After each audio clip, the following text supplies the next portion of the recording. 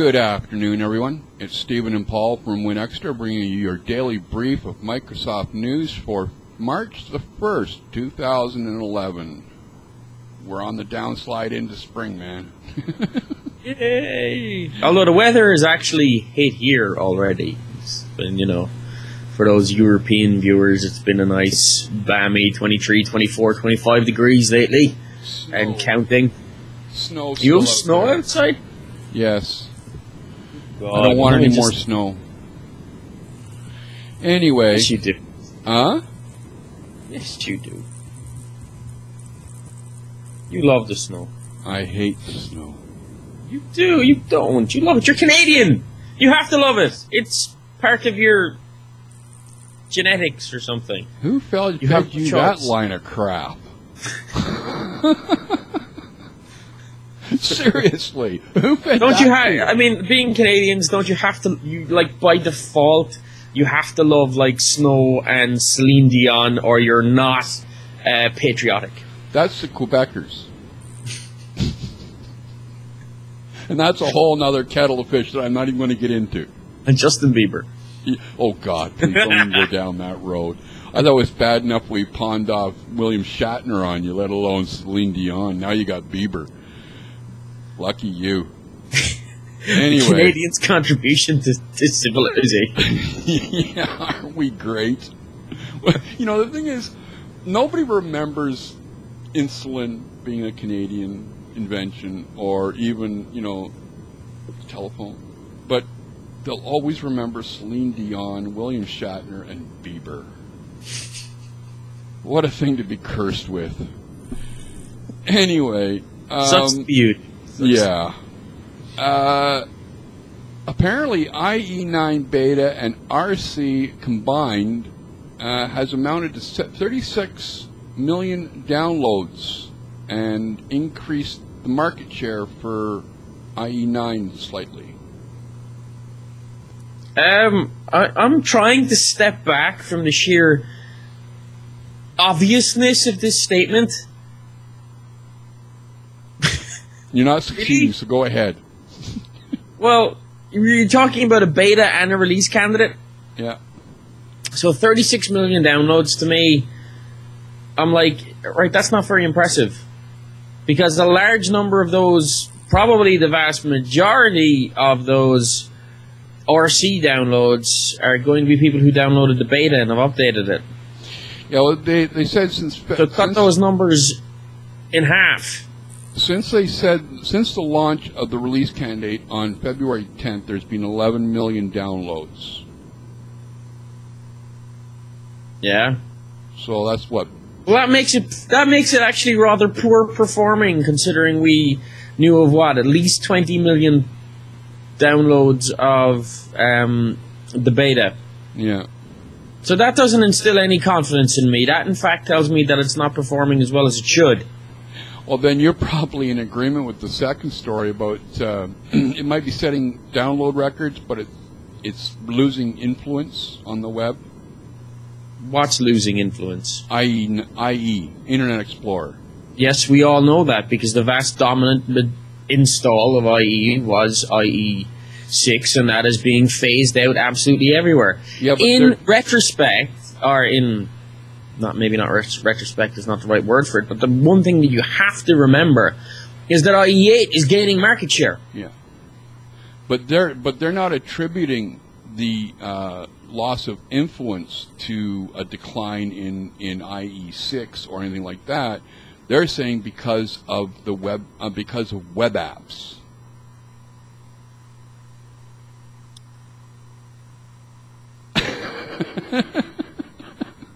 Okay, to quote, according to a report published by Zscaler, which is a cloud-based web and email filtering service, so obviously they're not going to have any bias here, IE usage dropped in 2010 from 76.6 to 64.75. At the same time, Firefox dropped from 9.62 to 8.74. The only ones to see a gain were Safari and Chrome, which gained 1.5 and 1% respectively. Well, you know what? Their numbers are all messed up. in terms of generally what we're seeing on the web. Because yes, IE numbers are dropping massively as IE6 gets phased out everywhere. IE8 is currently the fastest growing browser out there, but Chrome has been outperforming everybody, left, right, center. So for them to say that they only saw a 1% increase in Chrome, actually, you know what? Their numbers don't even make sense. Do the math on it. How much percent did they say IE dropped by? From 76.6 to 64.75. Okay, so IE dropped about, what, 12%? Yeah. 13%. They also said that Firefox dropped. Yeah. How much? About 1%. From 9.62 to 8. That means that there's a 14% drop between those two browsers, two of the biggest players. Now, but Safari and Chrome only picked up 1% each, or thereabouts. Let's say 3% if you combine them. So, where's the other 11% of the browser market gone to? Web apps. But what do they run inside? A fucking browser. Hello? You can't run a web app without a browser of some sort. And even if it's on your phone, and you're doing something on your phone inside an application, do you know what's happening in there? It's a browser, it's WebKit or something similar inside. It's still a fucking browser. Now, okay. Now this is to quote Michael Sutton from Zscaler, okay? He says IE dropped by 11 to 12%, so you would have expected another browser to gain that. But it hasn't, because they are basically using web apps to do what they would have normally... What do web apps run inside? I'm sorry, you cannot use a web app without a browser platform of some sort to run it. If you're on iPhone, it's going to be Safari, it's going to be, if you're on Android... There you go. It doesn't matter what platform you're on or what device you're doing it. If it's a web-based app, you have to be doing it in some sort of browser. It's running WebKit or something on the back end. Don't give me this bollocks and bullshit, right? If there's drops around the board, the device, the app, whatever is using WebKit or whatever the case may be, will be reporting what it is. They'll report what they are. I know. I think this is Let's Be Special on the Internet Week or something. I've got Stephen Lynch's song going through my head now, Special Ed, Because, seriously? Here's another case of where the numbers aren't adding up, as we talked about pre-show. But there's a report out that's basically, it's all over the place, but it all boils back down to a story by Mary Jo Foley. But it's reported that Microsoft plans to demo Windows 8 tablets by June. All right. All the links I found on this track back eventually to a story on Business Insider, which I have personally written on WinExtra about that, if you don't read Business Insider if you have any real interest in technology. It's just as a side note, do you see what Alan Stern from Center Networks calls Business Insider? No. Scraper Insider. And I know that that Mark Hopkins has, or was it Art Lindsay? Neither of them anyway have any love for WinExtra either. But for Business Insider. Sorry, for Business Insider. They love WinExtra. They have no love for WinExtra either because we're there. But anyway, I tracked it back to that story, and they, of course, linked to the Mary Jo Foley story, which we talked about a couple of weeks ago, when we were talking about the Dell leaked roadmap for Windows tablets in first quarter 2012. And Mary Jo Foley had the leaked timeline for Windows 8 development. I'm just pulling it up here in front of me. Now, according to this timeline, Windows 8 Milestone 3 coding begins today. The day of recording, today, 1st of March. Okay? Now, this timeline, I'm sure Stephen is showing it there. Begins on the 27th of September 2010, runs all the way up to today, and is only showing the work from Milestone 2.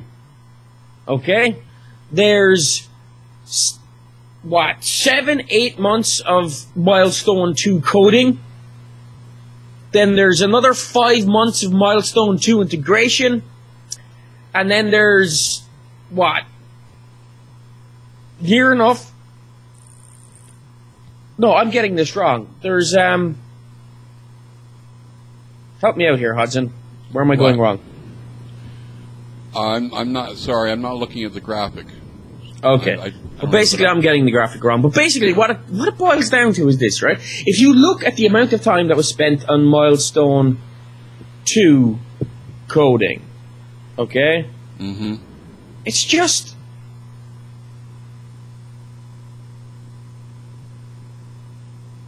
Well, I did see... Not enough time. No, I don't think they do either. But I did hear, or I did read somewhere this morning, that they have compiled the first build of Milestone 3. Now, obviously, they're going to be doing many builds through the Milestone 3 cycle. But now, you see, here's what I would suspect, right? I would suspect we're not going to see it in June or July. I would suspect we might see an interface demonstrations. Yeah. But I don't think we're going to see the proper Windows 8 in July. I can't sort of... But you know what? I may be wrong. The fact See, is the Hudson all confused now because I started off ranting about this, saying how they just can't do it, and I'm sitting here now and I'm thinking things through, and I'm thinking it depends on how big their milestones are for Milestone 3 and how stable they are. Like if Milestone 3 has a build that is, stable enough for a presentation, that's all it has to be, then possibly we could see one in June. But you're talking about only 3 months. You're talking about only 3 months. Yeah, I agree with you. I don't know. I honestly don't know if we will or not. It would be, and really, how much will it change between that presentation and the final product come the first of the year? Not much if it's going to be by the end of the year. Yeah. You see, all I can think of is that if these things are going to be met, then the development cycle has changed rather considerably to past development cycles for other operating systems. Maybe they have inside Microsoft. Who knows? Like Microsoft, there's a lot of little things that are changing within that company that have a sort of a big ripple effect. I don't know. It's going to be interesting to see. You know what? We'll find out one way or the other. Yeah. Right now, I don't think it's likely. But you know what? I've been known to be wrong. Very badly wrong. You've heard it here first, folks. Paul O'Flaherty admits to being wrong once in a while. That will be headline news at 11 o'clock. Thank you very much. Now, can we get a better quality version of this graphic somewhere? It's hard to read. That's about it. You know what else is confusing me? What? The fact that everybody on this side of the water puts their bloody months before their days when they're writing dates. So it becomes like 9/27/2010. I don't. I put the day first. They do it here in the States, and they've done it in this graph, and it's like the rest of the world has already figured out that this is an arse backwards way to do it. Chop on. All right. Speaking of ass backwards, Apple is putting up a fight to be able to trademark App Store, and is calling Microsoft clueless in the process. Sorry, I really have to. I looked at the story that you wrote. I've also looked at a piece that was put up by Fast Company, where Apple is basically saying that, you know what, their term is not generic like Bagel Shop because Windows is a generic term. Then neither. Yeah, but okay. Here's my point too on this. Well, Windows isn't a store, okay? No. But here's the thing: they're trying to. Apple is trying to make out that Windows is a generic term, therefore it shouldn't be trademarked either. But it is. Then they'd have to give up the trademark on Apple or on OS X. What's the difference? You see the difference here is this, right? It's really simple. Windows is a product. Microsoft is the company. Windows is a product. Okay?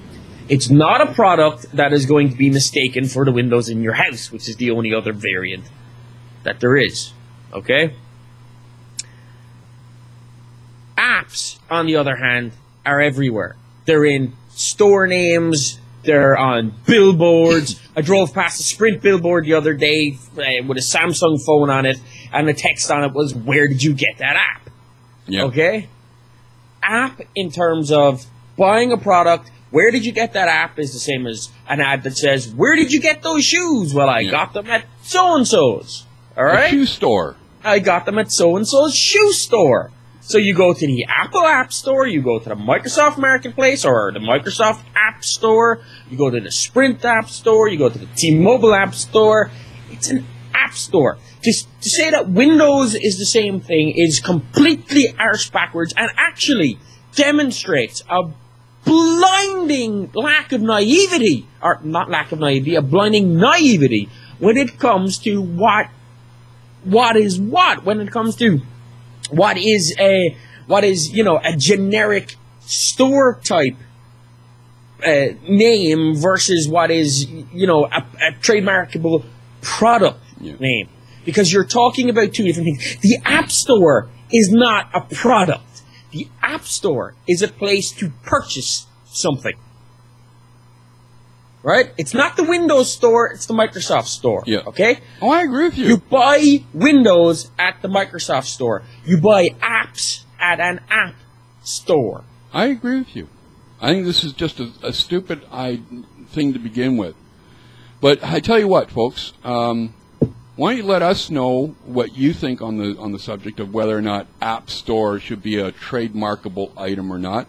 And whether or not we'll see Windows 8 in June.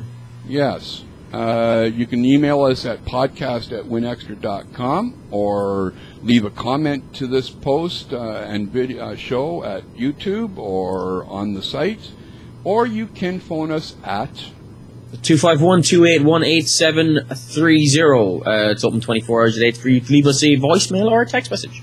Okay, and on that note, we'll call today's show at an end. That's Paul. I'm Steve. Actually, that's very frustrated, Paul. Okay, for today only.